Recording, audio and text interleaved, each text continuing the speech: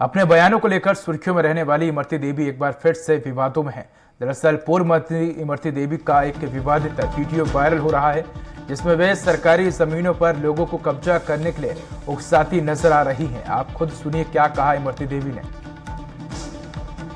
हमारी बिलौला में भी बाबा साहब की मूर्ति है, पूरी बाउंड्री है, सामुदायिक भवन भी बन गया, पेड़ पौधे लगे हैं और बहुत अच्छी मेन रोड पे हमारी कैसे मेन रोड पे वो जमीन है। तो हम आप सबसे यही कहना चाहते हैं कि आप सभी बड़ी हिम्मत से और बड़ी ताकत से एक गाड़ियां पुलिस की खड़ी है ना, इनसे कभी मत डरना। अकेले ये तो अपने में भटके हैं और सुन भी रहे होंगे। जब हम एक हैं और हमने एक मुट्ठी बांध ली तो ये तो अकेले अकेले हैं ना, हम तो एक हैं।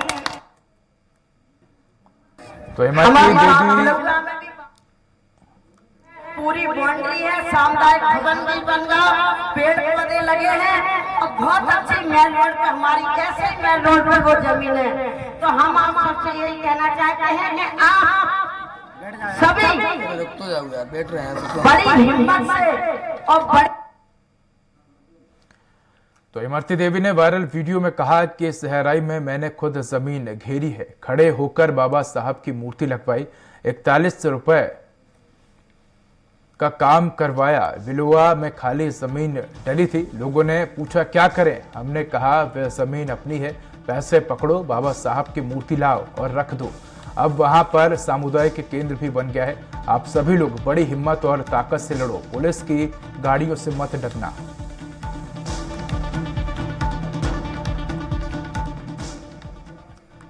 तो एक बार फिर से सुनवाते हैं आपको क्या कुछ कहा इमरती देवी ने।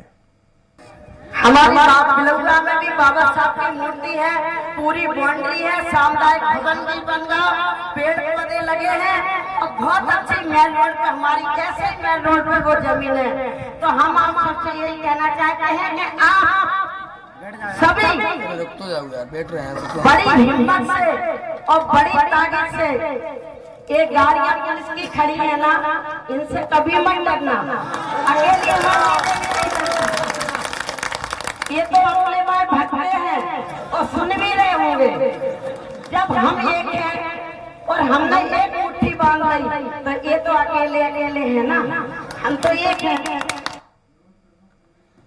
तो इस खबर पर अधिक जानकारी के लिए हमारे साथ सहयोगी विनोद शर्मा जुड़ चुके हैं। विनोद, एक बार फिर से इमरती देवी के बोल बिगड़े हैं। हाँ बिल्कुल, देखिए जिस तरीके से उन्होंने एक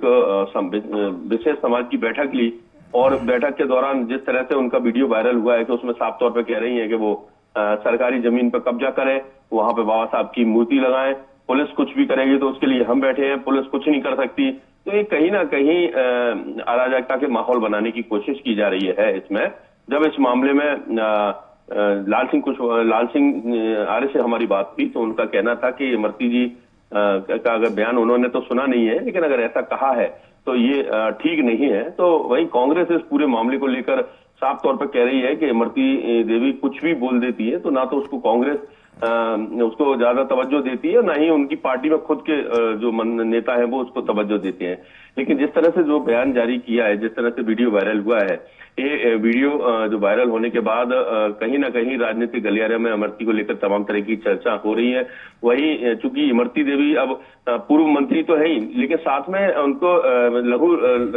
लघु उद्योग निगम का मंडल अध्यक्ष भी है वो। अगर ऐसे में कोई संवैधानिक पद पर बैठा है और उस तरह से अगर कोई बयान देता है तो इस बयान को लेकर सरकार को गंभीर होना चाहिए और कम से कम इस तरह के बयान से बचना चाहिए जिससे सामाजिक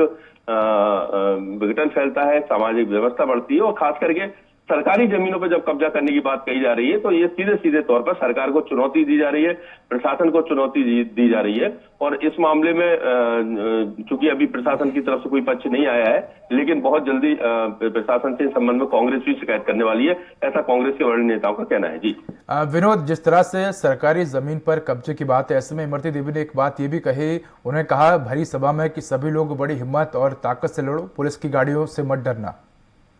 बिल्कुल, जैसा वीडियो में उन्होंने कहा है कि पुलिस की गाड़ियों से मत डरना। मतलब साफ है कि इमरती देवी किसी भी चीज से अब नहीं डर सकती हैं और उनका कानून को लेकर भी उनका कोई भरोसा नहीं है, जबकि वो उन्हीं की सत्ताधारी पार्टी की इमरती देवी चूंकि कांग्रेस को जब छोड़ के गई हैं और बीजेपी में है तो सत्ताधारी पार्टी की है इमरती। अब ऐसे में प्रदेश में सरकार बीजेपी की है, प्रशासन बीजेपी का है, पुलिस बीजेपी की है, और ऐसे में इमरती देवी का ये बयान आना अपने आप में शर्मनाक बयान है, क्योंकि खुलेआम चुनौती सरकार को ही दे दी है। पुलिस सरकार के अंतर्गत आती है और पुलिस से नहीं डरना यानी मतलब साफ है कि अराजकता का माहौल पैदा करें, कहीं भी सरकारी जमीन मिले उस पर लगे। फिर उन्होंने ये कहा कि मैंने भी जमीनें बहुत घेरी हैं, मैंने भी बाबा साहब की मूर्तियां लगाई हैं और आज वहां सामुदायिक भवन बने हैं, सब कुछ बने हैं। तो लोगों को उकसाने का ये पूरा मामला है, किस तरह से लोगों को उकसाया जा सकता है, सरकारी जमीनों पर कब्जा किया जा सकता है। तो एक वरिष्ठ राजनीतिक पद पर बैठे किसी भी व्यक्ति को इस तरह से बयान देना शोभा नहीं देता है, और इस तरह के बयान की जो है वो चाहे कोई भी समाज हो, उस समाज में उस बयान की आलोचना की जा रही है। जी विनोद, अगर देखा जाए तो अगर अपराधियों में अगर प्रशासन का और पुलिस का भय नहीं होगा तो कैसे कानून व्यवस्था सुचारू रूप से चल पाएगी, और एक जनप्रतिनिधि का इस तरह से मंच पर खड़े होकर बयान देना कितना निंदनीय है? ये बयान अपने आप में निंदनीय इसलिए है कि जनप्रतिनिधियों की और हमारे राजनेताओं की जिम्मेदारी है कि समाज शांतिपूर्ण तरीके से रहे और इस तरह से खुलेआम कानून को चुनौती नहीं दी जाए, कानून पे